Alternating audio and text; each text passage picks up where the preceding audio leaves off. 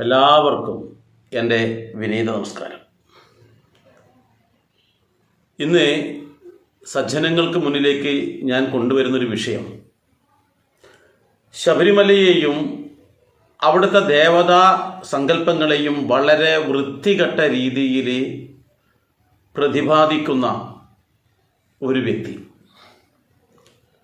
ആ വ്യക്തിക്ക് കൃത്യമായ മറുപടി കൊടുക്കണമെന്ന് തോന്നി. പറഞ്ഞത് ഏതെങ്കിലും ആൾക്കാരാണെങ്കിൽ നമ്മൾക്കത് തള്ളിക്കളയാം. എന്നാൽ ശബരിമലയുമായി അത്രയേറെ ബന്ധമുള്ള ഒരു കുടുംബാംഗമാണ് ഇങ്ങനെ പറഞ്ഞതെങ്കിൽ എന്ത് ചെയ്യും? ഇദ്ദേഹത്തിൻ്റെ വാക്കുകൾക്ക് അല്ലെങ്കിൽ അത് കേൾക്കുന്ന സമയത്ത് സാധാരണക്കാരായ അയ്യപ്പ ഭക്തന്മാർ അത് 100% ശരിയാണെന്ന് ധരിച്ചു പോകും. അത് കാരണം എന്താണെന്ന് വെച്ചാൽ ഇദ്ദേഹം തന്ത്രി കുടുംബാംഗമാണ്.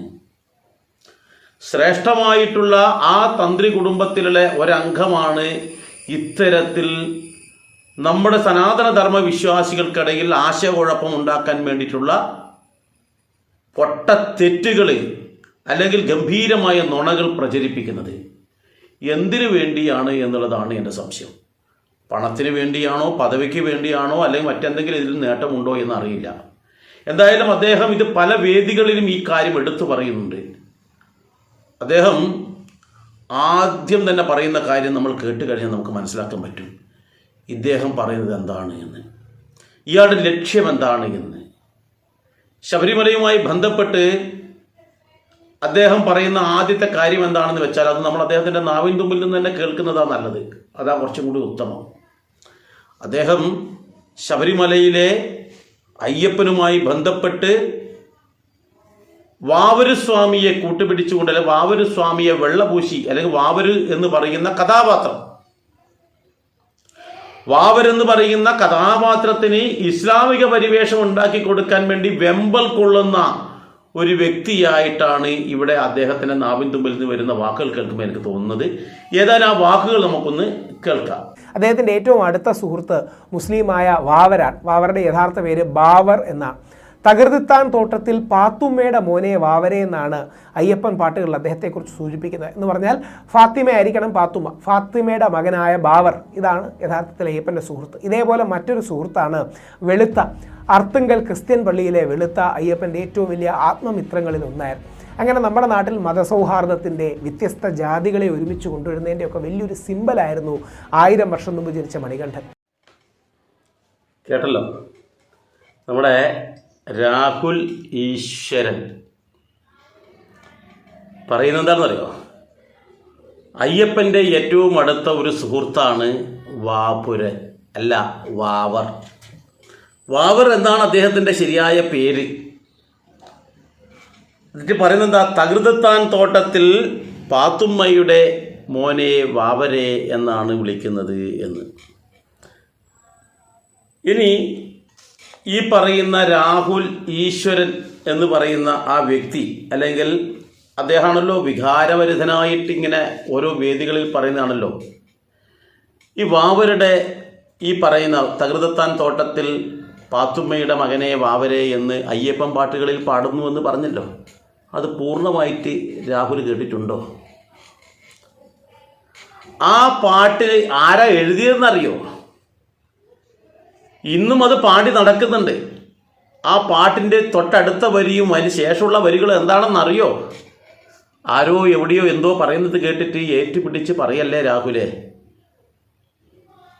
ആ വരികൾ എഴുതി, ആ പാട്ടുകൾ എഴുതിയിട്ടുള്ള അയ്യപ്പൻ പാട്ടിലെ വാവര് മാഹാത്മ്യം എന്ന് പറയുന്ന ഈ ഭാഗത്ത് ഈ ഭാഗം എഴുതി ചേർത്ത ആ വ്യക്തിയെ കണ്ടാൽ തന്നെ താടിക്കൊരു തട്ട് കൊടുക്കാൻ തോന്നും. അത്ര വൃത്തികെട്ട രീതിയിലുള്ളൊരു പാട്ടാണത്. അതാണ് അതിലൊരു വരി അടർത്തിയെടുത്തുകൊണ്ടാണ് ഇവിടെ രാഹുൽ നമ്മുടെ മുന്നിലേക്ക് വന്നിട്ടുള്ളത്. ആരാണ് വാവരെന്ന് പറയാം. അതിനു മുമ്പ് ഈ ഒരു കാര്യം നമ്മൾ കൃത്യമായിട്ട് മനസ്സിലാക്കണം. ആ പാട്ട് അയ്യപ്പൻ പാട്ടിലെ വാവര് മാഹാത്മ്യം എന്ന് പറയുന്ന ഭാഗത്തുണ്ട്. നമ്മുടെ ഹിന്ദു ദേവി ദേവന്മാരെ വളരെ മോശമായി ചിത്രീകരിക്കാൻ വേണ്ടിയിട്ട് പണം വാങ്ങിച്ച്, അല്ലെങ്കിൽ ഏതോ ഒരു വലിയൊരു അജണ്ടയുടെ ഭാഗമായി തയ്യാറാക്കിയിട്ടുള്ള ഒരു കവിതയാണ് ഈ പറയുന്ന തകൃതിത്താൻ തോട്ടത്തിൽ വാവരുടെ മോനെ പാത്തുമ്മയുടെ മകനെ വാവരെ എന്ന് പറയുന്ന ആ പാട്ടിൻ്റെ മുഴുവൻ ഭാഗങ്ങൾ കേൾക്കുമ്പോൾ നമുക്ക് തോന്നിപ്പോകും. നോക്കാം എന്താണെന്ന്. അതിൽ 2 പാട്ട് മാത്രം ഞാനിവിടെ പറയാം. അപ്പോൾ തന്നെ നിങ്ങൾക്ക് ഉള്ളിൽ രക്തം തുടിക്കും രോഷം കൊണ്ട്. കാരണം അത്ര വൃത്തികേടുകളാണ് നമ്മുടെ ഈശ്വരീയ സങ്കല്പങ്ങളെക്കുറിച്ച് ഈ വരികളിൽ എഴുതി വച്ചിട്ടുള്ളത് എന്ന് അർത്ഥം. നോക്കാം. തകൃതെത്താൻ തോട്ടത്തിൽ പന്തലകത്ത് കാതി എന്നൊരു പാത്തുമ്മക്കുട്ടിക്ക് പ്രായപൂർത്തി തികഞ്ഞതു നേരം. തകൃതെത്താൻ തോട്ടം പൂങ്കാവനത്തിൽ പൂമരമായി നിന്നിതു വിഷ്ണു.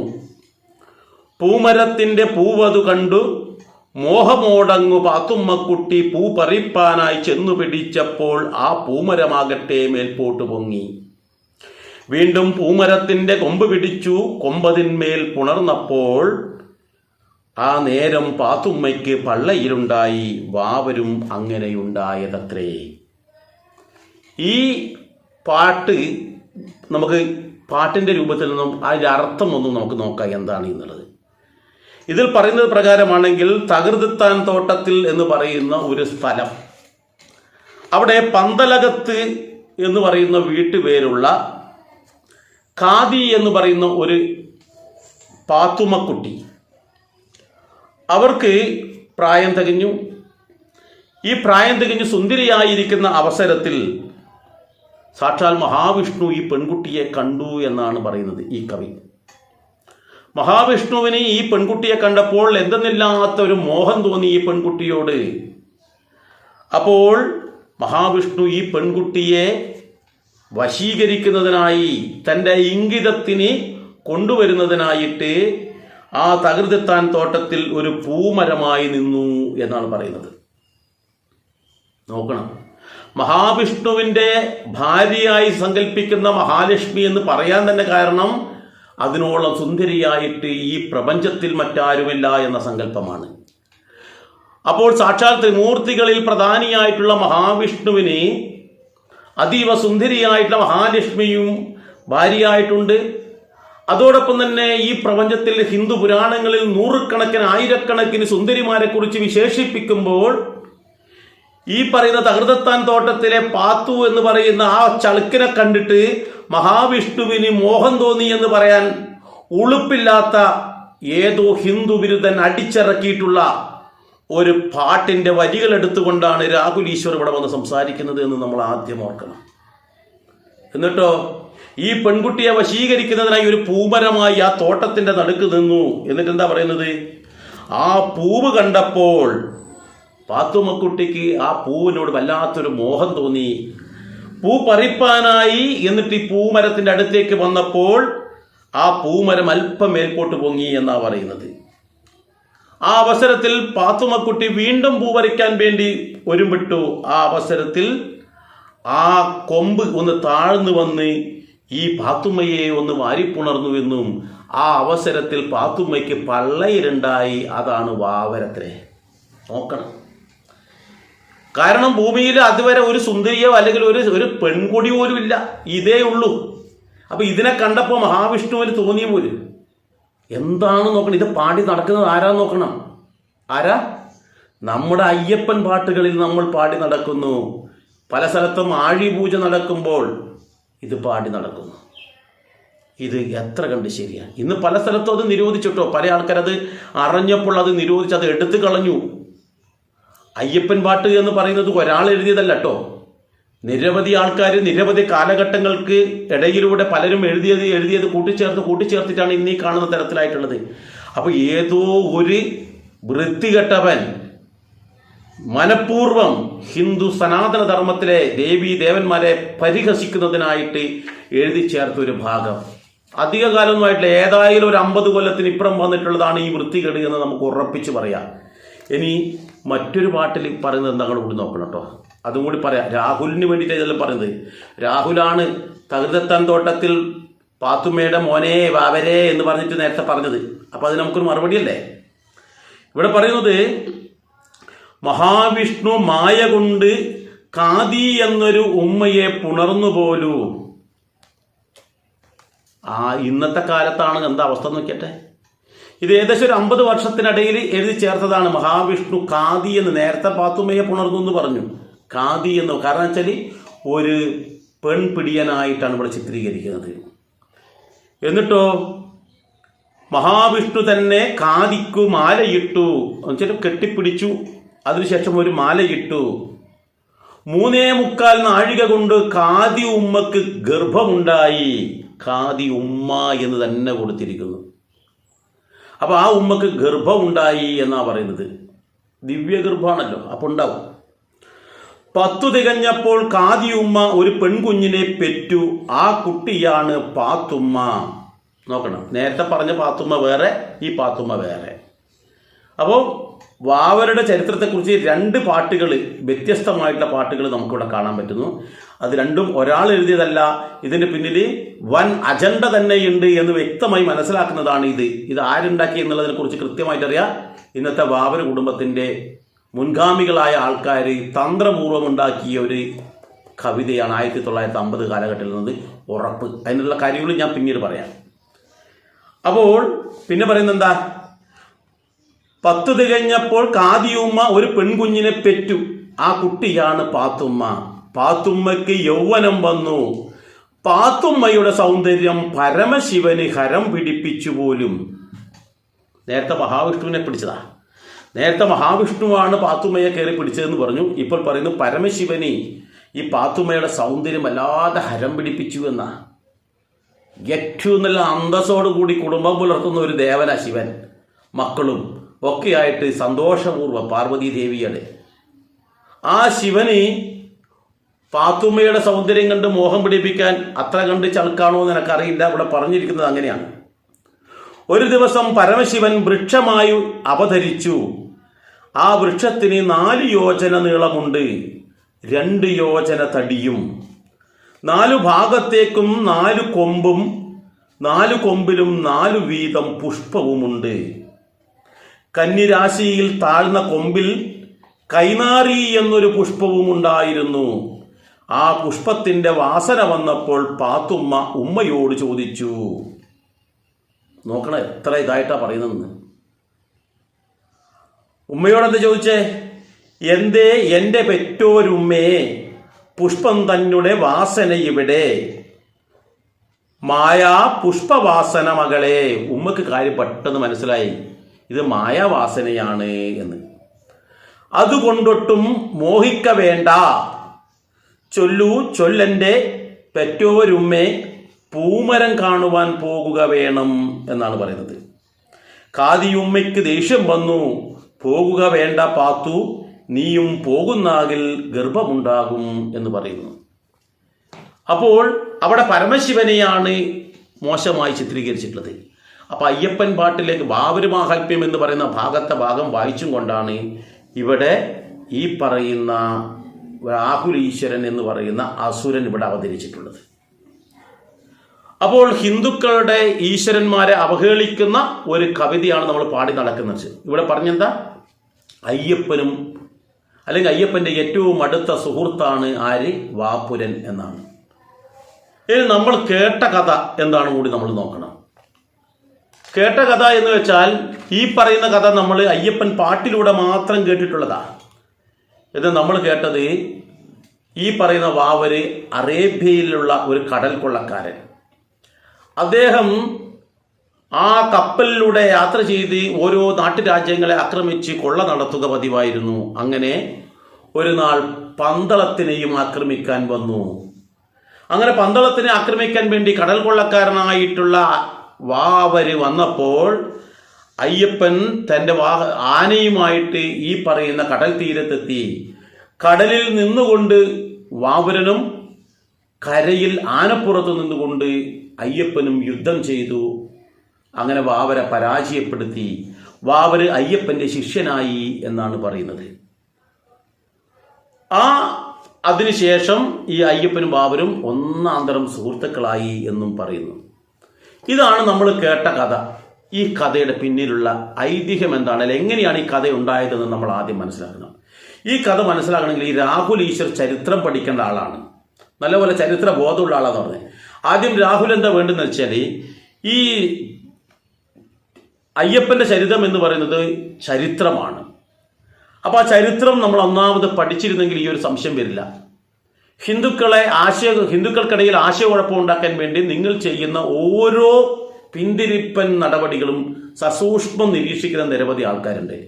അതുകൊണ്ട് തന്നെ താങ്കൾ ആദ്യം സ്വാമി അയ്യപ്പൻ എന്നുള്ള സിനിമ കണ്ടിട്ട് അതിൽ കണ്ട കാര്യമാണ് യാഥാർത്ഥ്യം എന്ന് പറഞ്ഞുകൊണ്ട് ഓരോ വേദിയിലേക്ക് എത്തുന്നത് ശ്രദ്ധിക്കുക. ഇവിടെ നോക്കൂ, 1940കളുടെ തുടക്കത്തിലാണ് നാടക രചയിതാവായിട്ടുള്ള അല്ലെങ്കിൽ നാടകത്തിൻ്റെ ഈ പണിപ്പുരയിൽ പ്രവർത്തിക്കുന്ന ഒരാളായിട്ടുള്ള നവാബ് രാജമാണിക്യപ്പിള്ള എന്ന ഒരാൾ ആലപ്പുഴ സന്ദർശിക്കുന്നത്. അവിടെ നിന്നും അയ്യപ്പന്റെ കഥ നാടകമാക്കാൻ വേണ്ടി പലരും പറഞ്ഞപ്പോൾ പല ആൾക്കാരിൽ നിന്നും ശേഖരിച്ച കഥകൾ അദ്ദേഹത്തിന്റെ ഭാവനയിൽ വിരിഞ്ഞ മറ്റു പല കാര്യങ്ങളും കൂട്ടിച്ചേർത്തുകൊണ്ട് അദ്ദേഹം നാടകം അവതരിപ്പിച്ചു. കേരളക്കര അത് ഇരുകൈയും നീട്ടി സ്വീകരിച്ചു. പക്ഷെ ആ കഥയിൽ കുറച്ചും കൂടി ജനങ്ങൾക്ക് ആവേശം ഉണ്ടാക്കുന്നതിനായി അദ്ദേഹമാണ് ആ കഥയ്ക്കുള്ളിൽ വാവരും അയ്യപ്പനും തമ്മിലുള്ള ഇത്തരത്തിലുള്ള ഒരു പോര് എഴുതി ചേർത്തത് അദ്ദേഹത്തിൻ്റെ ഭാവനയിലാണ്. അദ്ദേഹം തന്നെ അത് പിന്നീട് പറഞ്ഞിട്ടുമുണ്ട്, അത് എൻ്റെ ഭാവനയിൽ വിരിഞ്ഞ കാര്യമാണെന്ന്. അത് പിന്നീട് സിനിമയാക്കി, സ്വാമി അയ്യപ്പൻ എന്ന പേരിൽ തന്നെ സിനിമയാക്കി. അതും ഭക്തന്മാരുടെ മനസ്സിൽ അല്ലെങ്കിൽ കേരളക്കരയിലുള്ള മലയാളികളുടെ മനസ്സിൽ അത് നിറഞ്ഞു നിന്നു. ആ കഥയാണ് ഇന്ന് നമ്മൾ ശബരിമലയിലെ ഐതിഹ്യമായിട്ട് പ്രചരിപ്പിക്കുന്നതും കേൾക്കുന്നതും കാണുന്നതുമെല്ലാം. ഈ സ്വാമി അയ്യപ്പൻ എന്നുള്ള ഒരു സിനിമ മാത്രം കണ്ടുകൊണ്ടാണ് ഈ പറയുന്ന രാഹുൽ ഈശ്വർ എന്ന് പറയുന്ന വ്യക്തി പല വേദികളിലും ഇദ്ദേഹത്തിന് വേണ്ടി വാദിക്കുന്നത്. അയ്യപ്പനും വാവരും നല്ല സുഹൃത്തുക്കളാണ് എന്നുള്ളത്. എന്നാൽ നമ്മൾ ഇതിൻ്റെ യഥാർത്ഥത്തിലുള്ള അതിൻ്റെ യാഥാർത്ഥ്യം എന്താണെന്ന് കൂടി മനസ്സിലാക്കണ്ടേ. അതെന്താണെന്ന് വെച്ചാൽ ഈ പറയുന്ന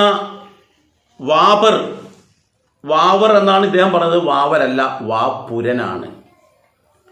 ഈ വാപുരൻ എന്ന് പറയുന്നത്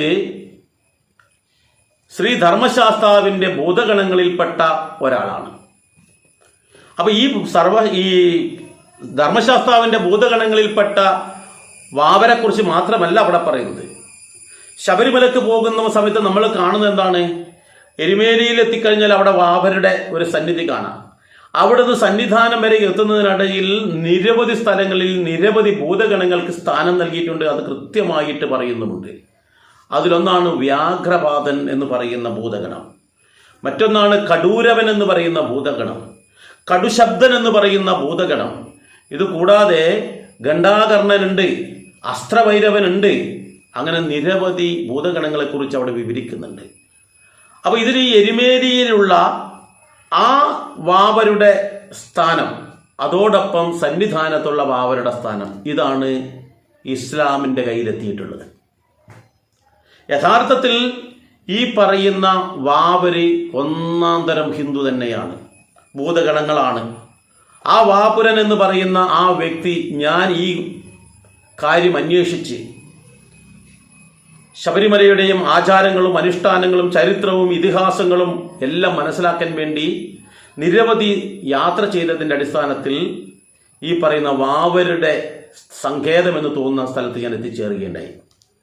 ആ ഭാഗത്ത് അന്വേഷിക്കുകയും അതുമാത്രമല്ല ഇതിനെ കൂടി നിരവധി ആൾക്കാരുമായി ചർച്ച ചെയ്യുകയും നിരവധി പുസ്തകങ്ങൾ വായിക്കുകയും ചെയ്തപ്പോൾ എൻ്റെ മനസ്സിൽ എനിക്ക് കിട്ടിയ മറുപടി എന്താണെന്ന് വെച്ചാൽ, ഇദ്ദേഹം ജനിച്ച സ്ഥലം എന്ന് പറയുന്നത് കൊല്ലം ജില്ലയിലാണ്.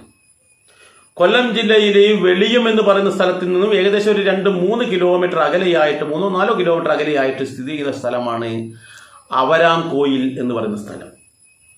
ഈ അവരാം കോയിൽ എന്ന് പറയുന്ന സ്ഥലത്തിന്റെ പേര് വരാൻ തന്നെ കാരണം എന്ന് വെച്ചാൽ, അവിടെ പൂർവകാലത്ത് അവിടെ ഒരു കോവിലകം ഉണ്ടായിരുന്നു. ആ കോവിലകത്തിന്റെ പേര് അവരാം കോവിലകം എന്നാണ്. ഈ അവരാം കോവിലകത്തെ നാടുവാഴിയുടെ മകനാണ് വാപുരൻ. ഈ വാപുരൻ അല്ലെങ്കിൽ ഈ പറയുന്ന അവരാം കോവിലകം നിലനിൽക്കുന്ന ആ സ്ഥലമുണ്ടല്ലോ, ആ സ്ഥലത്ത് ഇവരുടെ കോവിലകം നിലനിൽക്കുന്ന കാലഘട്ടത്തിൽ തന്നെ കുടുംബത്തിൽ അംഗസംഖ്യ വർദ്ധിപ്പിച്ചപ്പോൾ ഭരണ സൗകര്യാർത്ഥം, കുടുംബത്തിന്റെ സൗകര്യാർത്ഥം അവരുടെ താമസം ആ കോവിലകത്തിൽ നിന്നും മറ്റൊരു വലിയൊരു കോവിലകം എടുത്തുകൊണ്ട് അവിടെ നിന്ന് മാറ്റി. അതെവിടെയാ? വെളിയം എന്ന് പറയുന്ന സ്ഥലത്ത് അഞ്ചുമനമൂർത്തി ക്ഷേത്രത്തിന്റെ പുറകിലായിട്ടുള്ള ഒരു സ്ഥലത്തായിരുന്നു അങ്ങനെ ഒരു കോവിലകം പണിതത്. അവിടെയാണ് ഈ വാപുരൻ്റെ പിൻഗാമിയായി വന്ന ഒരാളാണ് വിളവൻ എന്ന് പറയുന്ന രാജാവ് അല്ലെങ്കിൽ നാടുവാഴി. അദ്ദേഹത്തിൻ്റെ പേരിലാണ് വെളിയം എന്ന് പറയുന്ന സ്ഥലം പോലും അറിയപ്പെടുന്നതെന്നാണ് എനിക്ക് മനസ്സിലാക്കാൻ പറ്റിയിട്ടുള്ളത്. അങ്ങനെ ഇന്ന് ആ പറയുന്ന കോവിലകം നിന്ന സ്ഥലം മുഴുവൻ റബ്ബർ തോട്ട. അവിടെ അത് പല ആൾക്കാരും കൈമാറി വന്നിട്ട് അവിടെ ഇപ്പോൾ ആ പഴയ കോവിലകത്തിന് പല അവശിഷ്ടങ്ങളും കാണാൻ എനിക്ക് കഴിഞ്ഞിട്ടുണ്ടായിരുന്നു. ഞാൻ അവിടെ പോയപ്പോൾ റബ്ബർ തോട്ടവും അവിടെ ഇടിഞ്ഞു പൊളിഞ്ഞിട്ട് നാശോന്മുഖമായി തകർന്നു കിടക്കുന്ന കുറേ പഴയ കെട്ടിടത്തിൻ്റെ അവശിഷ്ടങ്ങളും അവിടെ കാണാൻ കഴിയുന്നുണ്ട്. അപ്പോൾ ഈ പറയുന്ന നാടുവാഴിയുടെ മകനായിട്ടുള്ള വാപുരനായാണ് പിന്നീട് നമ്മൾ വാവരാക്കി മാറ്റിയത്. അതൊക്കെ മാറ്റുന്നത് കേവലം 1950 അതിനു മുമ്പ് തന്നെ അതിൻ്റെ പ്രവർത്തനങ്ങളൊക്കെ മുന്നോട്ട് നടന്നിട്ടുണ്ടായിരുന്നു. ഈ ശബരിമലയിൽ വാവരുടെ കുടുംബത്തിന് എന്തെങ്കിലും അവകാശങ്ങൾ ഉണ്ടോ എന്ന് അന്വേഷിച്ചും കൊണ്ട് ദേവസ്വം ബോർഡ് രൂപീകരിച്ചിരുന്ന ആ കാലഘട്ടത്തിൽ രൂപീകരിക്കുന്ന സമയത്ത് ചോദിച്ചപ്പോൾ അവർ 2 പട്ടയം ഹാജരാക്കിയിട്ടുണ്ട്. ചെമ്പഴന്നൂർ പട്ടയം എന്നാണ് പറയുന്നത്. പട്ടയം ഞാൻ വായിച്ചു നോക്കിയ വ്യക്തിയാണ്. നിങ്ങൾക്കും വായിക്കാൻ പറ്റും. അത് സുലഭമായി കിട്ടിയത് ഇപ്പോൾ. പക്ഷെ അവരത് മറച്ചു വെച്ചിട്ടുള്ളത് ജനങ്ങൾക്ക് കണ്ടാൽ ഇതിലെ കുറ്റങ്ങൾ കണ്ടുപിടിക്കുമെന്ന് കണ്ടുകൊണ്ട് അവരത് മറച്ചു വെച്ചിട്ടുള്ളത്. പക്ഷെ നമുക്കത് മ്യൂസിയത്തിൽ നിന്നൊക്കെ എടുക്കാൻ പറ്റും. പഴയ ഗ്രന്ഥങ്ങളിൽ അത് വിശദമായിട്ട് വിവരിക്കുന്നുണ്ട്. പക്ഷെ ഞാൻ വായിച്ചപ്പോൾ എനിക്ക് 100% മനസ്സിലായി. അത് 100% അല്ല, 500% വ്യാജ പട്ടയമാണ്. ചെമ്പ് പട്ടയം എന്ന രീതിയിൽ ആ 1950 എഴുതി തയ്യാറാക്കിയിട്ടുള്ള മോൻസൻ മാവുങ്കലിൻ്റെ പട്ടയം പോലത്തെ ഒരു പട്ടയമാണ് എന്ന് എനിക്ക് ഒറ്റ നോട്ടത്തിൽ മനസ്സിലാക്കി. ഇന്ന് നിങ്ങൾ ഇത് അരി ഭക്ഷണം കഴിക്കുന്ന ഏതൊരാൾ നോക്കിക്കഴിഞ്ഞാൽ അത് ഉറപ്പിച്ച് പറയും അത് വ്യാജമാണ് എന്ന്.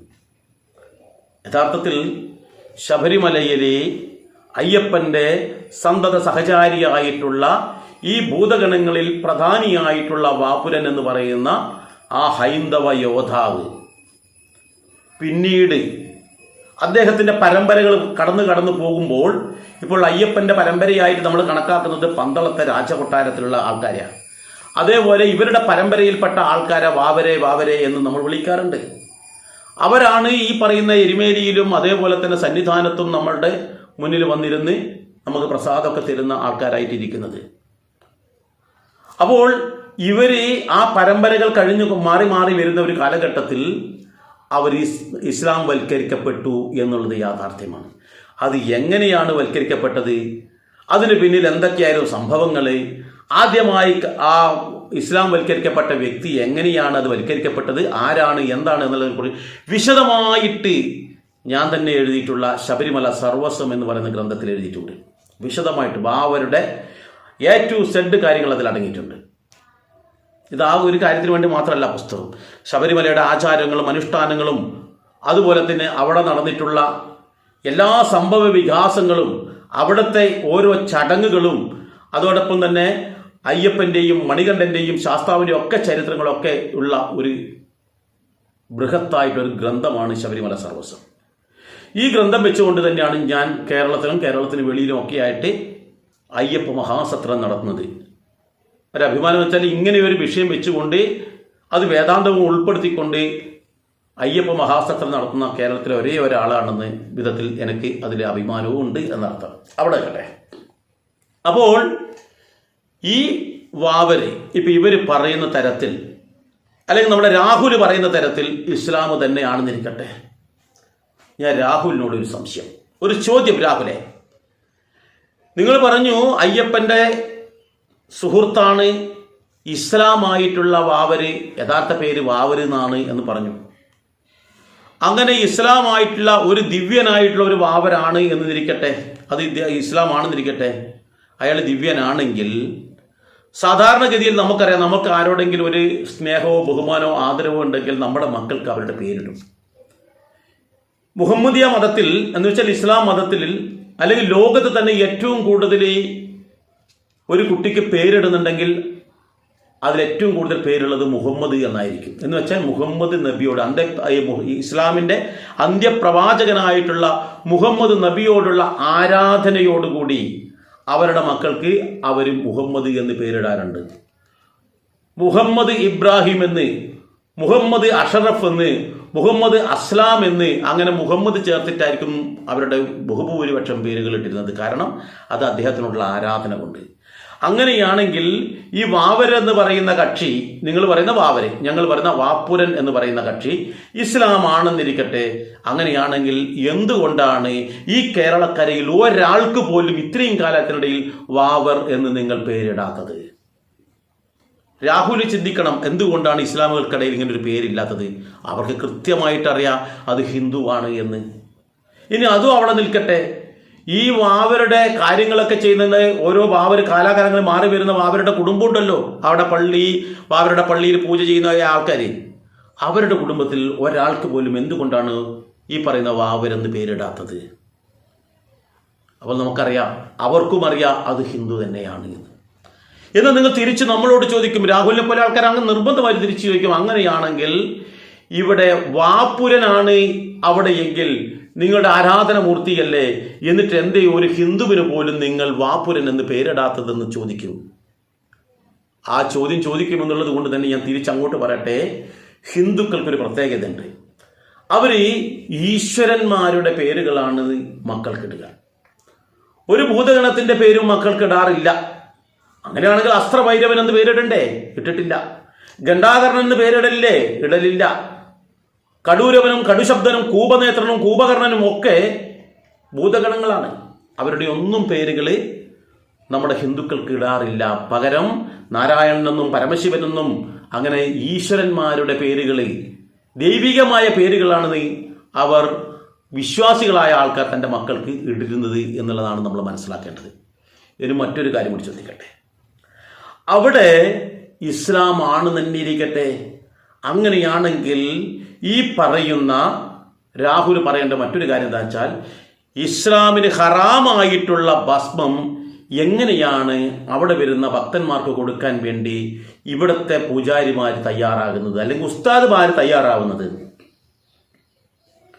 അത് ശ്രേഷ്ഠമായ സാധനമാണ് എന്നുണ്ടെങ്കിൽ, അല്ലെങ്കിൽ അത് അയ്യപ്പന് പ്രിയപ്പെട്ടതാണ്, അത് നമ്മൾ വാവര് എന്ന് പറയുന്നത് അയ്യപ്പന്റെ ഉത്തമ സുഹൃത്താണ് എന്നുണ്ടെങ്കിൽ, അവർക്ക് അയ്യപ്പനോട് സ്നേഹവും ബഹുമാനവും ഉണ്ടെങ്കിൽ ഈ ഭസ്മം അവരാദ്യം അവരുടെ നെറ്റിയിലിടണ്ടേ? അങ്ങനെ ഇടുന്നുണ്ടോ അവര്? അവർക്ക് ഹറാമാണ്. അതോടൊപ്പം ഒരു കാര്യം കൂടി ചോദിക്കേണ്ടത്, ഇസ്ലാം മതത്തിലൊരു വിശ്വാസമുണ്ട്, അള്ളാഹുവിനെ അല്ലാതെ മറ്റൊന്നിനെയും ആരാധിക്കാൻ പാടില്ല, പൂജിക്കാൻ പാടില്ല.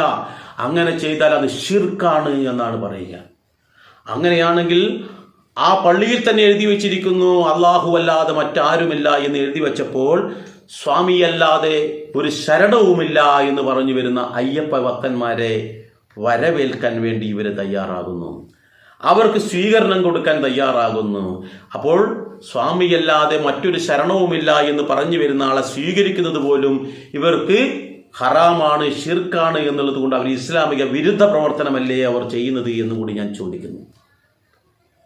അപ്പൊ ഈ തരത്തിൽ നമ്മൾ ചിന്തിക്കേണ്ട ഒരു കാര്യം എന്താണെന്ന് വെച്ചാൽ, പണമാണ് പ്രധാനം. ഈ പണത്തിന് വേണ്ടി മാത്രമാണ് ഇവർ കള്ളരേഖയുണ്ടാക്കിയിട്ടുള്ളതും അതുപോലെ തന്നെ അയ്യപ്പന്റെ സുഹൃത്തായിട്ടുള്ളതാണ് ഈ മുസ്ലിം വിഭാഗത്തിൽപ്പെട്ട വാവരെന്നാക്കിയതും എന്ന് എനിക്ക് തോന്നുന്നു. അതിന് കുടപിടിക്കുകയാണ് ഈ പറയുന്ന രാഹുലിനെ പോലെയുള്ള അസുരന്മാർ ചെയ്യുന്നത് എന്ന് വേണം മനസ്സിലാക്കാൻ. ഇവിടെ വാവര് എന്ന് പറയുന്ന അദ്ദേഹത്തിന് ആദ്യം നമ്മൾ വർഷങ്ങൾക്ക് മുന്നേ ആ എരിമേലിൽ പോയ ആൾക്കാർ കണ്ട കാര്യങ്ങളും അവർ എഴുതി വെച്ച ഗ്രന്ഥങ്ങളിലുള്ളതും നമുക്കൊന്ന് ഓർത്തു നോക്കാം.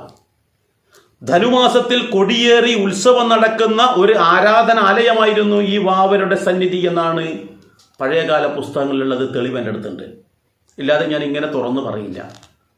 അത് പല ഗ്രന്ഥങ്ങളിലും വായിച്ചിട്ടാണ് ഞാൻ ശബരിമല സർവസ്വം എന്ന ഗ്രന്ഥം തന്നെ എഴുതിയിട്ടുള്ളത്, പലതും കണ്ടിട്ടുമാണ്. അപ്പോൾ അവിടെ വിഗ്രഹമുണ്ടായിരുന്നു. കൊച്ചമ്പലത്തിൽ പോയി അവിടെ തൊഴുതി വാവരുടെ പ്രതിഷ്ഠാ മണ്ഡപത്തിൽ പോയി തൊഴുതതിന് ശേഷമാണ് പിന്നീട് പേട്ടയുടെ സമാപന സ്ഥലമായിട്ട് ധർമ്മശാസ്ത്ര ക്ഷേത്രത്തിൽ പോകുന്നത് എന്ന് കുറുമാളൂർ നാരായണപിള്ള എഴുതിയിട്ട് ശ്രീഭൂതനാഥ സർവസ്വത്തിൽ വ്യക്തമായിട്ട് അദ്ദേഹം എഴുതിയിട്ടുണ്ട്. അപ്പോൾ അവിടെ പ്രതിഷ്ഠാ മണ്ഡപവും ഉണ്ടായിരുന്നു. എന്നാൽ പഴയകാലത്ത് പുൽപ്പുരയായിരുന്ന ആ ആരാധനാലയം പിന്നീട് ഓടു മെയ്യുന്ന അവസരത്തിൽ ഈ പുല്ലൊക്കെ മാറ്റി അത് പരിഷ്കരിച്ചു.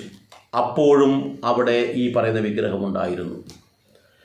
പിന്നീട് ഏതോ ഒരു കാലഘട്ടത്തിൽ ആ വിഗ്രഹമെടുത്ത് അവർ പുറത്തെറിഞ്ഞു. അത് ഏത് കാലഘട്ടമാണെന്ന് കൃത്യമായിട്ട് ഞാൻ എൻ്റെ ശബരിമല സർവസ്വത്തിൽ പറയുന്നുണ്ട് കേട്ടോ. അപ്പോൾ അതെടുത്ത് വെളിയിലിട്ടെന്ന് മാത്രമല്ല, ആ പറയുന്ന ഓടുമേഞ്ഞ ആ ആരാധനാലയം പിന്നീട് ഇവർ കോൺക്രീറ്റ് സൗധമാക്കി, അതിൻ്റെ പേര് മാറ്റി, ഭാവം മാറ്റി. നമ്മളൊക്കെ അഭിമാനപൂർവ്വം പേട്ട തുള്ളിയിട്ട് അവിടെ പോകുന്നു, വാവരുടെ പള്ളി എന്ന് പറഞ്ഞിട്ട്. എന്നാൽ ഇന്ന് വാവരുടെ പള്ളി എന്ന പേരിൽ ഒരു സ്ഥാപനം ഈ കേരളത്തിലില്ല എന്ന് നമ്മൾ ആദ്യം മനസ്സിലാക്കണം. രാഹുലെ, നിങ്ങൾ ആദ്യം അത് മനസ്സിലാക്കി. വാവരുടെ പള്ളി എവിടെയുള്ളത് നിങ്ങളത് പറയൂ. വാവരുടെ പേരിൽ ഒരു സ്ഥലത്തും ഒരു പള്ളിയുമില്ല. അവിടെയുള്ളത് നൈനാർ മസ്ജിദ് എന്ന പേരിലുള്ള ഒരു സ്ഥാപനം. നടത്തുന്നത് വാവരുടെ കുടുംബക്കാരാ, പക്ഷെ നൈനാർ മസ്ജിദാണ്. അവിടെ വാവർക്കൊരു സ്ഥാനവുമില്ല, വാവർ ആരാധിക്കുന്നില്ല, ഒരു ഫോട്ടോയുമില്ല, ഒന്നുമില്ല. വേണ്ടതെന്താ? ഈ വരുന്ന അയ്യപ്പന്മാരുടെ പണം മാത്രം. അതിന് കൂട്ടുപിടിക്കുകയാണ് ഈ പറയുന്ന രാഹുൽ. അദ്ദേഹത്തിന് അതുകൊണ്ട് എന്താണ് നേട്ടമുള്ളത് എന്ന് എനിക്കറിയില്ല. ഏതായാലും രാഹുലിനെ പോലെയുള്ള ആൾക്കാർ ഇത്തരം കാര്യങ്ങൾ പറയുമ്പോൾ സാധാരണക്കാരായ അയ്യപ്പ ഭക്തന്മാരും ഹിന്ദു വിശ്വാസികളും അത് ശരിയാണ് എന്ന് തെറ്റിദ്ധരിക്കാൻ ഇടയുള്ളത് കൊണ്ടാണ് ഈ കാര്യം പറയുന്നത്.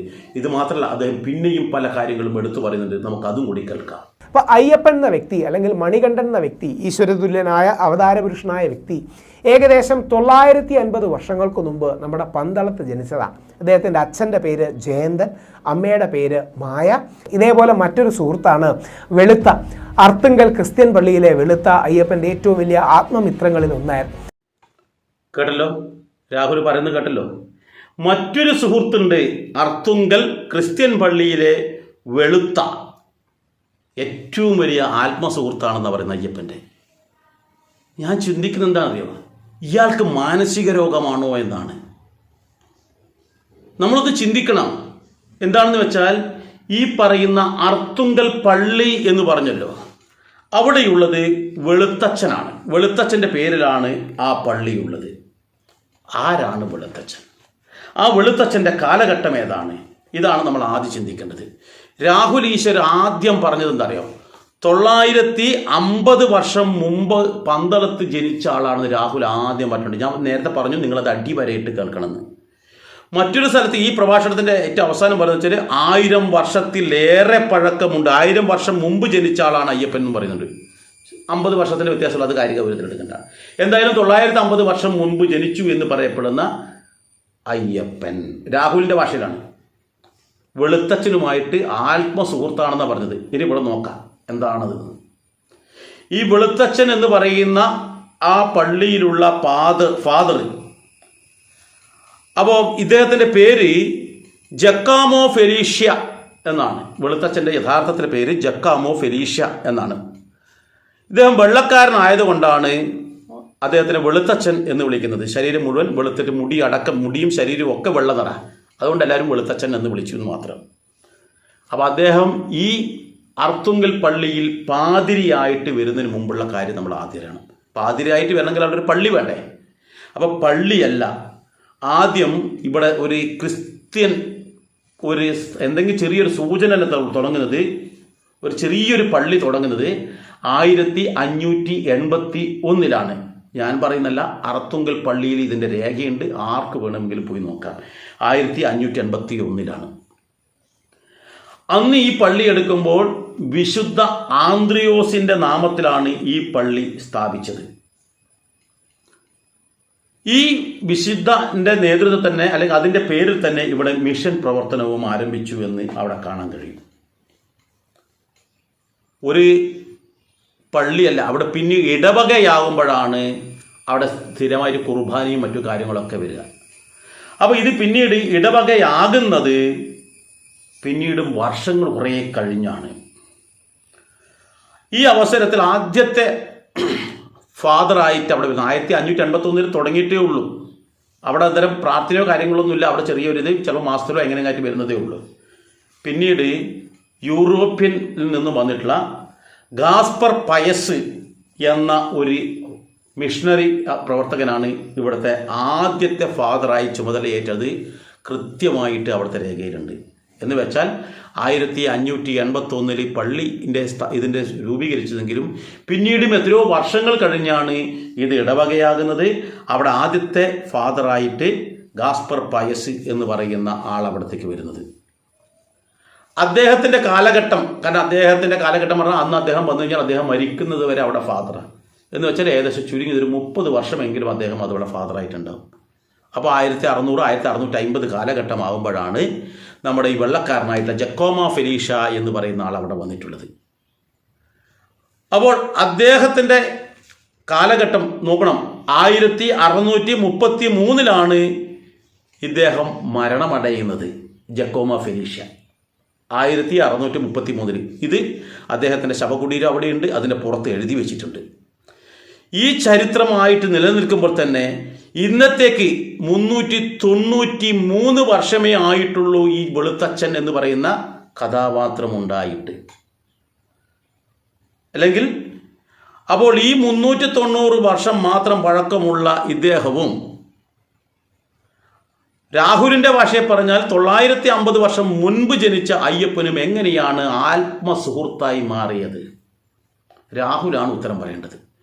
പല വേദികളിലും നിങ്ങൾ ആൾക്കാരെ പറ്റിക്കാൻ വേണ്ടി, കയ്യടി നേടാൻ വേണ്ടി, മറ്റുള്ളവരുടെ പണം കിട്ടാൻ വേണ്ടിയിട്ടാണോ എന്നറിയില്ല ഇത്തരത്തിലുള്ള കള്ളം പ്രചരിപ്പിക്കുന്നുണ്ട്. ഇത് ഹിന്ദുക്കളെ വഞ്ചിക്കലല്ലേ?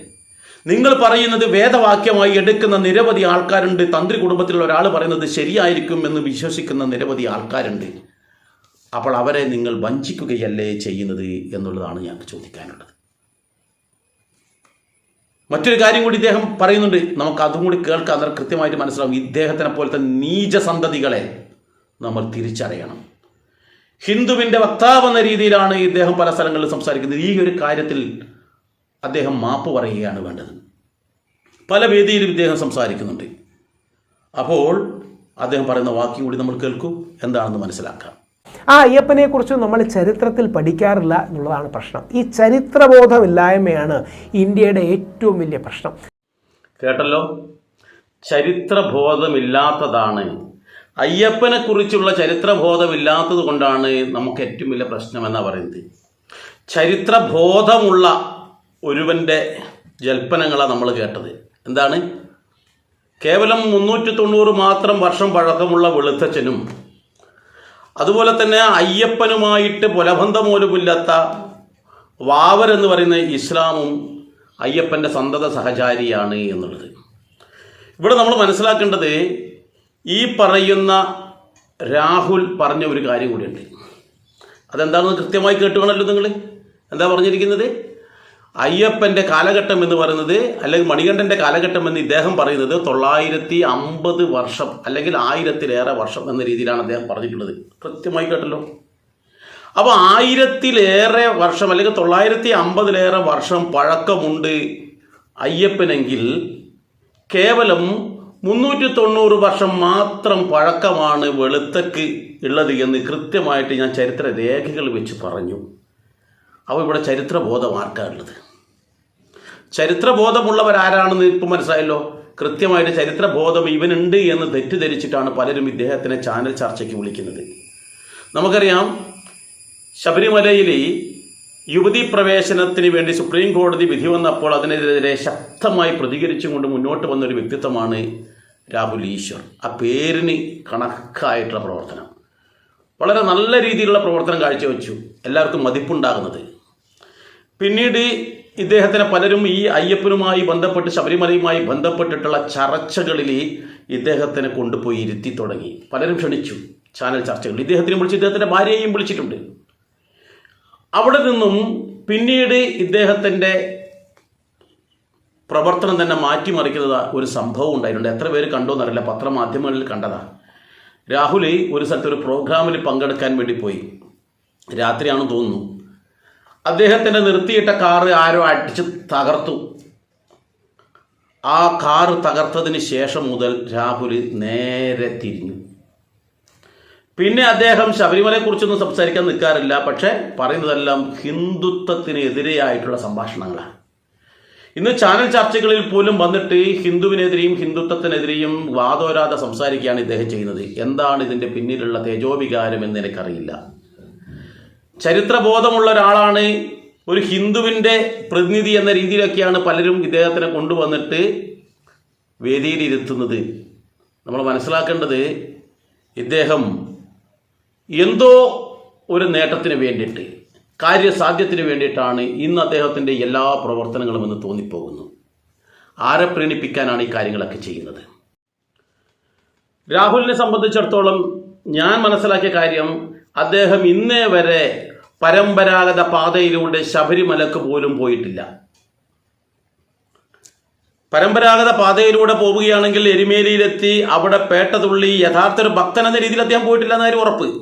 അപ്പോൾ പേട്ട തുള്ളിയിട്ട് അവിടെ നിന്ന് പേരൂർത്തോട് താണ്ടി, കാളകെട്ടി താണ്ടി, അഴുതയിൽ മുങ്ങി, അഴുതാമേട് കയറി, അവിടെ ഇഞ്ചിപ്പാറ കോട്ട കഴിഞ്ഞ്, അതിനുശേഷം മുക്കുഴിത്താവളം കഴിഞ്ഞ്, കരിയിലാന്തോട് കഴിഞ്ഞ്, കരിമല കയറി, അത് ഇറങ്ങിയിട്ട് നാഗത്താവളം വഴി ചെറിയാനവട്ടവും വലിയാനവട്ടവും ഒക്കെ കഴിഞ്ഞ് പമ്പയിലെത്തണമെന്നാണ്. എന്നാൽ ഇദ്ദേഹം മലക്ക് പോയിട്ടുണ്ടെങ്കിൽ തന്നെ നേരെ പമ്പയിലെത്തിയിട്ട് അങ്ങനെ പോയിട്ടുണ്ടാവും. ഒരു ടൂറിസ്റ്റ് എന്ന രീതിയിൽ ശബരിമലയ്ക്ക് യഥാവിധി പരമ്പരാഗത രീതിയിൽ പോകുന്ന ഒരു വ്യക്തിയുടെ ഭാഷയല്ല അദ്ദേഹം പറഞ്ഞിട്ടുള്ളത്. അവരെ സംബന്ധിച്ചിടത്തോളം ആ താരകബ്രഹ്മമായിട്ടുള്ള ശബരിമല ശ്രീ ധർമ്മശാസ്താവ് ഒരു വികാരമാണ്. ആ വികാരത്തിന് മുറിവേൽപ്പിക്കുന്ന തരത്തിലാണ് രാഹുൽ ഈശ്വറിൻ്റെ ഇത്തരത്തിലുള്ള പ്രഭാഷണങ്ങളിലൂടെ സാധാരണക്കാർക്ക് കേൾക്കേണ്ടി വരുന്നത്. ഏതായാലും രാഹുൽ പറഞ്ഞ വീഡിയോ ഇതിനേക്കാളും ദൈർഘ്യമുള്ളതാണ്. അതിൽ ഒരുപാട് കാര്യങ്ങൾ കിടപ്പുണ്ട്. എല്ലാം പറയുകയാണെങ്കിൽ ഒരു ദിവസം കൊണ്ട് തീരില്ല, അത്രയേറെ കാര്യങ്ങളുണ്ട്. ആവേശം കൊണ്ട് രാഹുൽ അങ്ങനെ വാദോരാതെ സംസാരിക്കും. പക്ഷേ എല്ലാത്തിനും മറുപടി കൊടുക്കാൻ നമ്മൾക്ക് ഈ ചുരുങ്ങിയ സമയം മാത്രമേ ഉള്ളൂ. എല്ലാവർക്കും മടുപ്പുണ്ടാകരുത് എന്നുള്ളത് കൊണ്ടാണ്. അതേസമയത്ത് നിങ്ങൾക്ക് ഈ വീഡിയോ കാണുന്ന ഓരോ ആൾക്കാരും ചിന്തിക്കേണ്ടത്, ഇത്തരത്തിൽ ശബരിമലയെ തെറ്റിദ്ധരിപ്പിക്കുന്ന രാഹുൽ ഈശ്വർ ഇങ്ങനെ പ്രചരിപ്പിക്കുന്നുണ്ട് എന്നുള്ളത് മാത്രമല്ല, അത് വിശ്വസിക്കുന്ന ആൾക്കാർക്ക് ഇതാണ് യാഥാർത്ഥ്യമെന്ന് ബോധ്യപ്പെടുത്താൻ ഈ വീഡിയോ ഉപകരിക്കട്ടെ.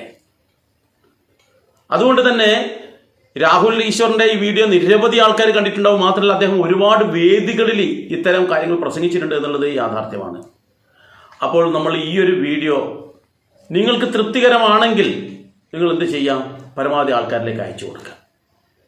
എന്നെ സംബന്ധിച്ച് ശബരിമലയെക്കുറിച്ചും അവിടുത്തെ ആചാരത്തെക്കുറിച്ചും അനുഷ്ഠാനത്തെക്കുറിച്ചും അവിടുത്തെ ചരിത്ര സംഭവങ്ങളെക്കുറിച്ചും അയ്യപ്പനും അതുപോലെ തന്നെ ശ്രീ ധർമ്മശാസ്താവും അതുപോലെ തന്നെ മണികണ്ഠനും ഒക്കെ ആരാണ്, എന്താണ് എന്നും അവിടുത്തെ ഓരോ ദേവതാ സങ്കല്പങ്ങളുടെയും പിന്നിലുള്ള ചരിത്രങ്ങളെക്കുറിച്ചൊക്കെ വിശദീകരിച്ചും കൊണ്ടുള്ളതാണ് ഞാൻ നടത്തുന്ന അയ്യപ്പ മഹാസത്രം.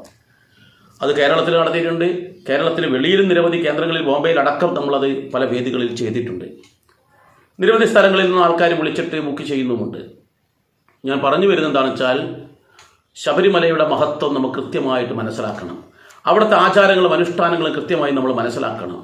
ഇതൊന്നും അറിയാത്ത ഒരു കക്ഷി തന്ത്രി കുടുംബത്തിലൊരംഗമാണ് എന്ന് മാത്രമുള്ള ആ ഒരു പദവി ഉപയോഗിച്ചും കൊണ്ട് ജനങ്ങളെ തെറ്റിദ്ധരിപ്പിക്കുന്നത് നമ്മൾ തിരിച്ചറിയണം. അതുകൊണ്ടാണ് ഈ വീഡിയോ ഞാൻ ചെയ്തിട്ടുള്ളത്. ഇത് നിങ്ങൾ പരമാവധി ആൾക്കാരിലേക്ക് അയച്ചു കൊടുക്കുക. അതോടൊപ്പം ഞാൻ നേരത്തെ പറഞ്ഞ ഈ കാര്യങ്ങളെല്ലാം അടങ്ങിയിട്ടുള്ള ശബരിമല സർവസ്വം എന്ന് പറയുന്ന ഗ്രന്ഥം, ഈ ഗ്രന്ഥമാണ് അയ്യപ്പ മഹാസത്രം നടത്താൻ വേണ്ടി ഉപയോഗിക്കുന്നത്. അപ്പോൾ ഈ ഗ്രന്ഥം വേണ്ടുന്ന ആൾക്കാർക്ക് എൻ്റെ ഫോണിലൂടെ ബന്ധപ്പെട്ട് കഴിഞ്ഞാൽ ഞാൻ അത് കൊറിയറായിട്ട് അയച്ചു തരുന്നതായിരിക്കും. ഏതായാലും നിങ്ങളുടെ വിലയേറിയ അഭിപ്രായങ്ങൾ ഇതിൻ്റെ താഴെ രേഖപ്പെടുത്തുക. അത് മോശമാവട്ടെ നല്ലതാവട്ടെ, നിങ്ങളുടെ വികാരം എന്താണ് അത് നേരെ താഴെ രേഖപ്പെടുത്തുക. അതോടൊപ്പം മറ്റൊരു വീഡിയോയുമായി ഞാൻ മറ്റൊരു അവസരത്തിൽ വരാം. എല്ലാവർക്കും നന്ദി, നമസ്കാരം.